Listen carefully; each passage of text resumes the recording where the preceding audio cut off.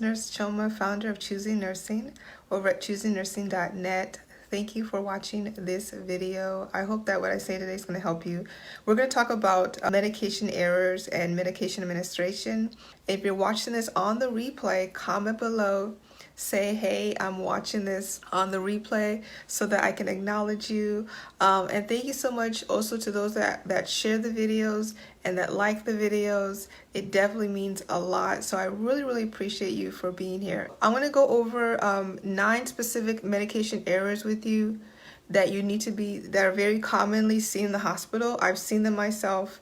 A lot, unfortunately, and it's just the truth of the matter. There's a statistic that I recently read, and it says that the third leading cause of deaths in the United States is from hospital errors. Can you believe that?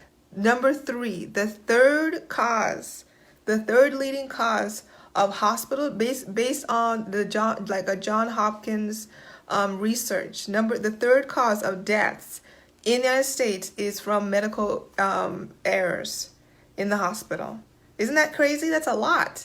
And so the other thing too about this as well is that it says that over 250,000 people die from medication errors. That's a lot of people. I don't know about you, but that's a lot of people that's dying from medical errors in the hospital. So let's talk about what these are. And and honestly, one thing I would say too, sometimes it's really because there's just not enough staff, honestly. So there's just not enough staff, and so the people that are working very hard, and that makes it really difficult for them. But let's be mindful of these different errors. The first one, number 1, is the wrong insulin. So the thing is that if you ever seen insulin in real life, like up close and personal, some of them honestly look similar. And so that's why one thing they do is that they try to separate the way the label looks. For example, for Levemir over, Humalog R, for example. But a lot of them, they look very similar. They can look very similar. So it's easy to get the wrong insulin. And the reason why this is so bad is because, think about it, insulin has different peak times. So there's some of them that work, immediately. Some of them, it takes a little bit longer. And so when you give the wrong insulin, depending on the patient, they may not be able to tolerate the response, right? They may just bottom out really quickly. The wrong insulin is unfortunately a common error that can happen because sometimes the vials can look similar, to be honest. And this is why we have to look closely. Number 2 is the wrong amount of insulin. So it's easy to give the wrong amount. It's so easy. Especially when you would pull on the syringe and the amount of insulin, sometimes unfortunately it's easy to get shoveled or be doing stuff, and then the amount you draw too much. I remember there was a time when I went to go verify with another nurse, and when I went to the room, I looked at the insulin amount, and it said, I looked at it and there was like 20 units in there, 20. And I was like, hey, it looks like 20 units in here. And so then, we looked, oh, you're right. Oh, it's 2 units. Like, that's a huge difference, 20 versus 2, right? And so imagine you gonna push the whole 20, right? And that would have been a serious problem. And once again, because there was 2 nurses, that prevented that error from happening. So there's certain types of safety checks that we put into place to reduce the likelihood of medication error.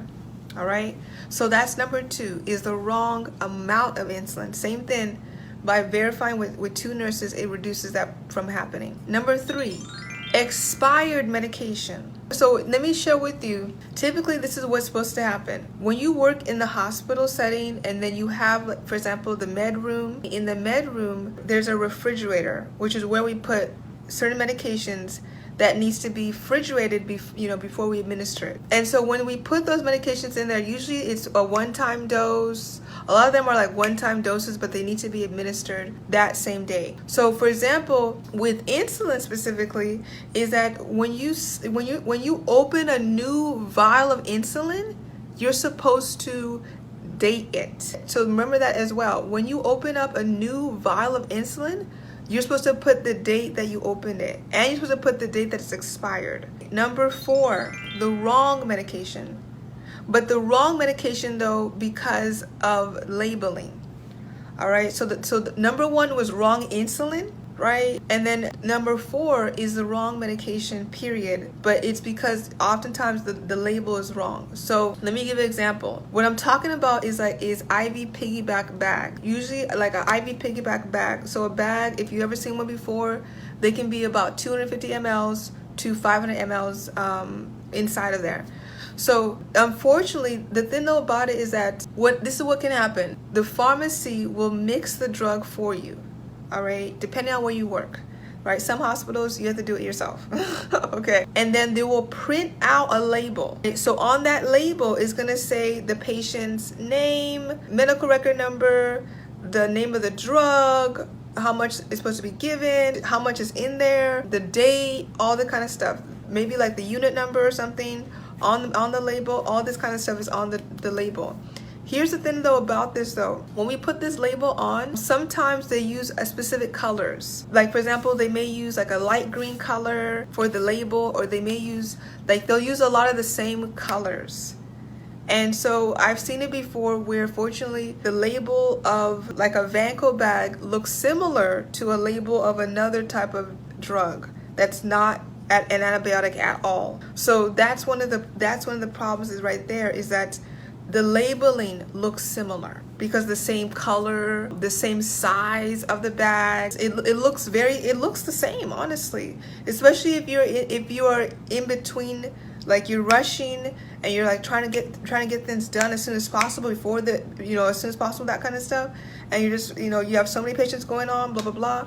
It can look the same. And remember too, sometimes these drugs, the bag, they'll put it in a fridge so that way we can pick it up. So this is why what? We want to barcode. All right, so that's why we switched to barcoding. Barcoding helps to reduce a lot of these problems. It makes a huge difference because all you have to do is just scan the drug and oh, this is not even it. Let me get something else, right? So barcoding is one of the ways that we avoid giving the wrong medication. It's so important that you scan the drug every time. Unfortunately, all it takes is just one time for something bad to happen. All it takes is just one time. So this is why it's so important that every single time you scan it, we barcode it. Okay, so number 5 is wrong IV fluids. It matters what type of fluids you give the patients. It absolutely matters because one type of fluid can put too much salt.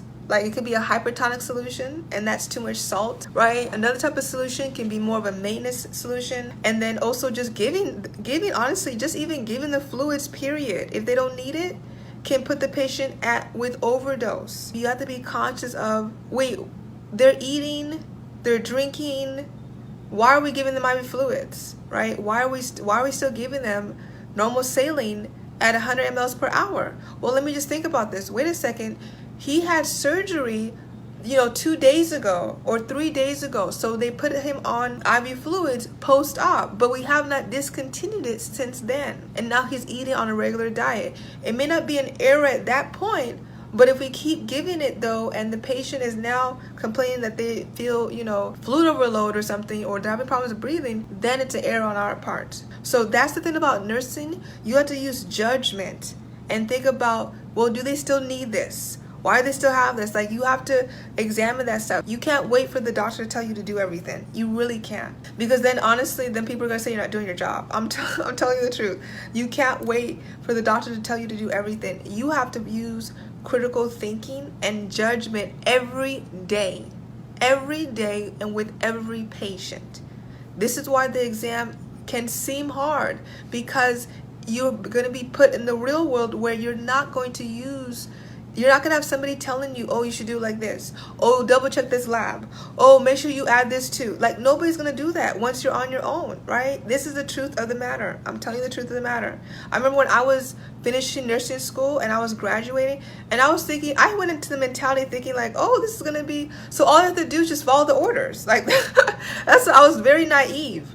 I was like, okay, I'm just going to follow whatever the doctor says. I'm going to do whatever the doctor orders and blah, blah, blah. And I quickly learned the hard way that that's not the reality. Number 6, is medications the patient is allergic to. So one of the things that we do when the patient's admitted to the hospital, it's very helpful. Okay, great. One of the things that we do when the patient's admitted to the hospital is that we need to check their allergies, right? We need to be aware of their allergies. And so this is why we're supposed to put a wristband on them when you find out what they're allergic to. We do it in different ways. Well, we'll put in the chart and then we create a band around them as well, an allergy band. So that helps to reduce the likelihood of us giving a medication that they're allergic to. It can also still happen though, honestly, because sometimes, unfortunately, the patient may be staying in the hospital for a while, maybe longer than the traditional amount of time, and then the armband gets dirty. It gets dirty, and so they take it off, right? And they're not thinking about it. They take it off, and nobody puts a new one back on. And then now they develop a new problem, and now they need a new medication. And then we forget that they're allergic to that medication that we just ordered. Number 7, pain medication overdose. I would say 99%, like 99.9% of your patients that come to the hospital will have some level of pain. And so we have to give them medication to treat that pain. Especially when they're post-op, they're gonna have a lot of pain. And there's different ways that we give pain medications. So we can give them by mouth, a pill, like Norco, Vicodin, which are all narcotics, right? And then there's some that give it IV push, like Dilaudid IV push, morphine IV push. And then there's some that come back from surgery and they're on the PCA pump, right? And they're receiving morphine as a drip, right? So there's different ways that we give pain medication to the patient depending on how strong their pain is, right? So we have mild to moderate pain, and then which is more so for non-narcotics, and then you have moderate to severe pain, which is usually for narcotics. You have to know the difference between examples of non-narcotic medications versus narcotic medications. Number 8, not recognizing the side effects early. So I've noticed, so one thing that I learned personally in nursing school that I'll never forget to this day is that my instructor told me you need to know at least 2 side effects of the same drug. All right, you should be aware of at least 2 side effects of the same drug. Let's say, for example, the drug can cause hearing loss. If the drug can cause hearing loss and you're not recognizing early on the patient's complaining of they're having problems hearing early, or they don't feel right, then you need to stop giving the drug immediately. So that's one of the things right there, is that some drugs have expected side effects, so you know it's going to happen, but not paying attention to it early is really bad. And know the difference between side effects versus adverse effects. So number 9 is not checking the patient's correct weight before administration. Especially with pediatrics, you have to know the weight, because a lot of the drugs are based on specific kilograms or a specific weight that you need to know in order to give the right amount. So with peds, there's a higher risk of overdose, there's a higher risk of toxicity because they're just children, they're younger, they don't have the same level of immunity as we do. So for that reason, you gotta know what their weight is. And we need to know the correct weight. That's why you can't just go off of what their weight was, 6 months ago, right? We need to know, and children grow really fast, right? They grow really, really quickly. It's common for children with pediatric dosage calculations. But then on this flip side too, for adults, when they go for anesthesia, when they go for surgery, we give them something called anesthesia, and anesthesia is based on their weight. So you need to know what the patient's appropriate weight is, and that's the part where you need to convert their weight to kilograms. So you need to know pounds to kilograms, which is 2.2, and then you use that to get the correct weight. All right, that was it. Was this helpful? Did you guys learn something new today? If you learned something new, let me know. Comment below that you learned something new. I hope that this was helpful. Have a wonderful day. I'll talk with you later.